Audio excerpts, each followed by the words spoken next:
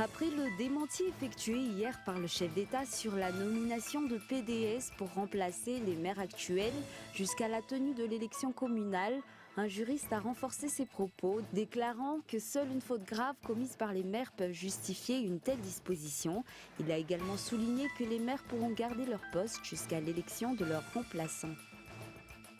Hier, une délégation du ministère de l'Aménagement du Territoire, de l'Habitat et des Travaux publics a effectué une descente dans la région où se trouve la forêt de la communauté Mikea, dans la commune de Passe-Passe. L'objectif est de sortir une définition commune du terme communauté qui sera intégrée dans le projet de loi sur la sécurisation des droits fonciers communautaires.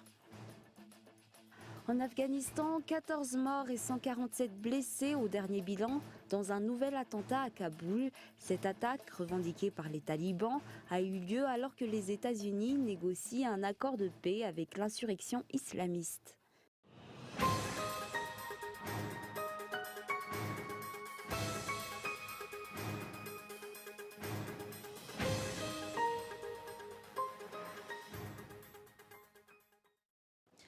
Bonsoir et bienvenue à votre rendez-vous quotidien avec l'information en français sur Cool TV. Nous ouvrons l'édition de ce soir par l'actualité politique. Après le démenti effectué hier par le chef d'État sur la nomination de PDS pour remplacer les maires actuels jusqu'à la tenue de l'élection communale, un juriste a renforcé ses propos, déclarant que seule une faute grave commise par les maires peuvent justifier une telle disposition. Il a également souligné que les maires pourront garder leur poste jusqu'à l'élection de leurs remplaçants. Un reportage signé André Arson. Après la déclaration faite hier par le chef d'État, un juriste a renforcé aujourd'hui que les rumeurs selon lesquelles l'État compte mettre en place une délégation spéciale pour remplacer les maires actuels jusqu'à l'élection communale sont fausses, soulignant que seule une faute grave commise par un maire permettrait de prendre une telle disposition selon les lois en vigueur. La loi en vigueur dispose que seule une faute grave commise par le maire justifierait son remplacement par une délégation spéciale. Sans cette faute grave, cette disposition n'a pas lieu d'être. Toujours selon la loi, le mandat du maire prend fin après l'élection communale.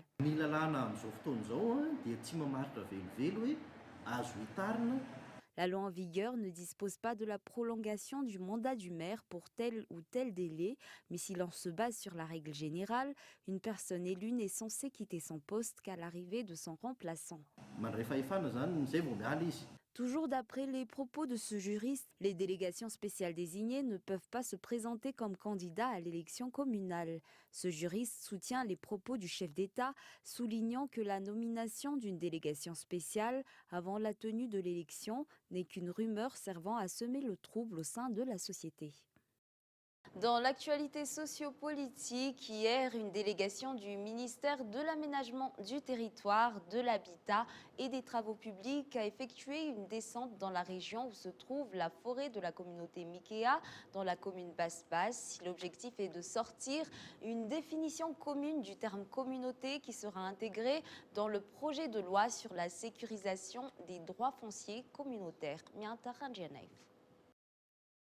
Dans le cadre du dialogue national sur la sécurisation des droits fonciers communautaires, une délégation du ministère de l'Aménagement du Territoire, de l'Habitat et des Travaux publics, dirigée par le directeur général des services fonciers et la directrice générale du Fonds national foncier, accompagnée des membres de l'organisation de la société civile participant à l'atelier, est descendue dans la région où se trouve la forêt de la communauté Mikea, dans la commune Passe-Passe.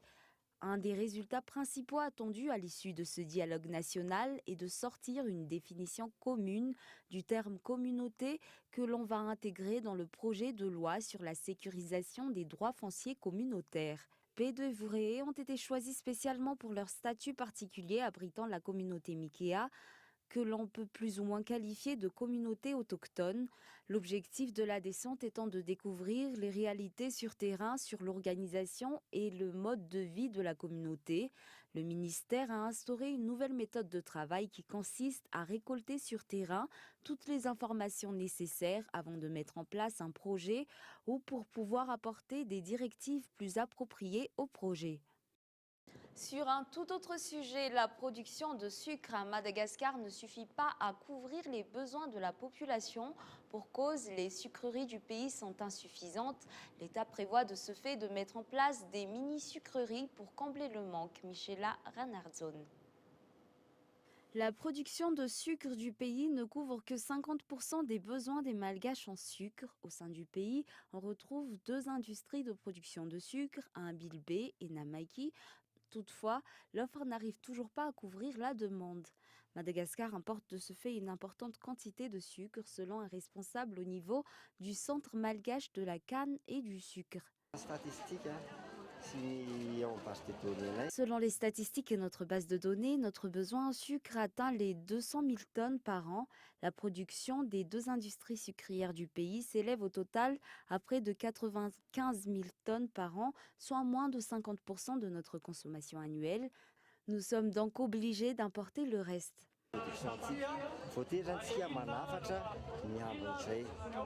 La mise en place de petites entreprises de production de sucre fait partie des projets du régime actuel, selon les explications. À Madagascar, on retrouve de nombreuses plantations de canne à sucre. Le problème, c'est la transformation. La mise en place d'une mini-sucrerie dans ces régions fait partie de l'objectif de l'État. Actuellement, nous avons des mini-sucreries en cours de réhabilitation à Majunga et à Fort-Dauphin grâce à une collaboration avec l'Union européenne. Ces usines devraient être opérationnelles dès la fin de l'année.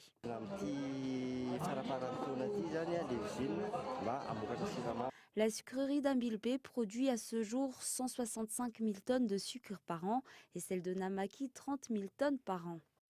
Dans l'actualité sociale, au cours de la semaine, le prix du kilo de la viande de bœuf a augmenté. Face à cela, le ministère de l'Agriculture, de l'Élevage et de la Pêche projette de surveiller les ébus envoyés à l'abattoir. Plus d'informations dans ce reportage de Michela Ranardzon. Au cours de la semaine, le prix du kilo de la viande de bœuf a augmenté. Cette hausse s'explique par le fait que le nombre de bœufs envoyés à l'abattoir a nettement diminué. Le prix de la viande de bœuf a augmenté, celui de la viande de porc non. Avant, le kilo était à 8 500 ariars et à l'abattoir, actuellement, la viande qui sert à faire de la viande hachée ou des saucisses atteint les 9 200 ariars ou même 9 500 ariars. Nous vendons donc le kilo à 10 000 ariars. Mais bon, chaque année, c'est toujours à peu près la même chose au cours de cette période, sauf que cette année, la hausse est survenue plus tôt que d'habitude. Ainsi, si le prix du kilo de la viande de bœuf était entre 9 500 et 11 000 ariars, et actuellement, il est vendu entre 10 000 ariars et 12 000 ariars. De ce fait, outre les puces pour zébus, projet du chef d'État, les zébus qui circulent au niveau des abattoirs seront également surveillés.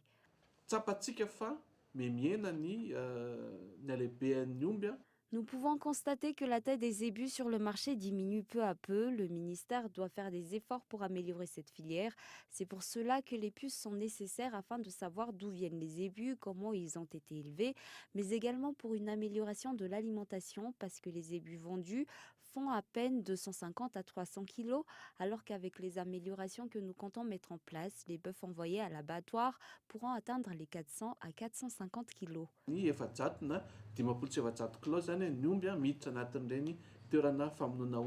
Pour l'instant, si le prix du kilo de viande de bœuf a augmenté, le prix de la viande de porc est resté à 12 000 ariars.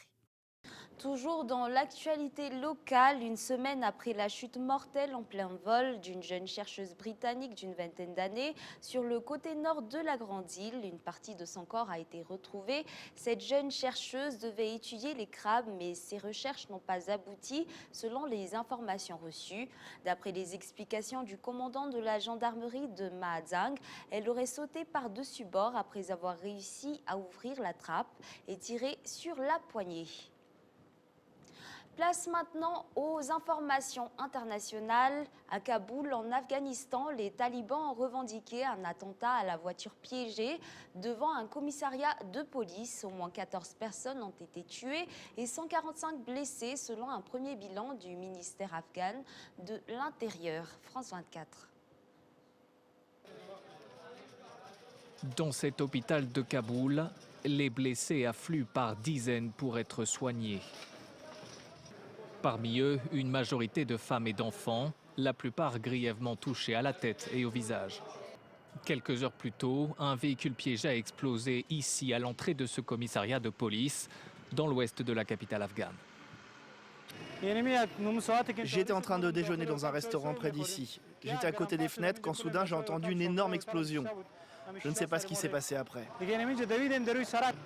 Le porte-parole des talibans a rapidement revendiqué l'attentat dans un communiqué publié sur les réseaux sociaux.